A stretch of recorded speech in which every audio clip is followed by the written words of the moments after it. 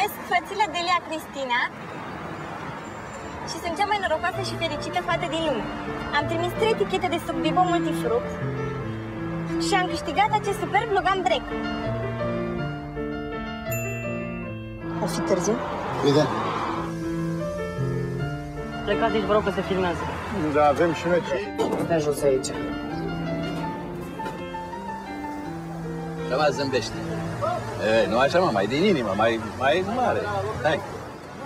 Te rog eu frumos, când te apropii de mașină, uite-te cu plăcere la sticla de suc și zâmbește larg, că ești bucuroasă, ok?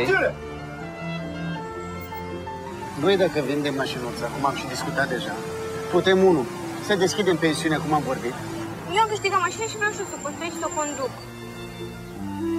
Da, Da, dar nu mai pot, mă umfla de tot de la atâta suc. te rog frumos ca să faci un efort. Așa e cu ăștia, nu știu să joace. Că doar nu câștigă cei mai deștepți mereu. Vă rog mult, nu mai intrați în cadru, încurcați treaba aici. Vorbeam și noi cu fata noastră. Pe vorbeați, dar creați haos aici. Cine ți-a dat banii de suc? Noi ți-am dat, că nu mai Voi am banii de nu să că muncim. scoți ochii pentru niște căcaturi de etichete. O să murim și eu și tatu și o să-ți pare ție rău de toate certurile astea. Da, și o să ajungeți direct în iad.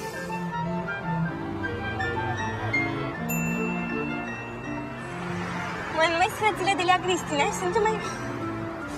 Stop! Hai, mă, Delia, mă, te rog!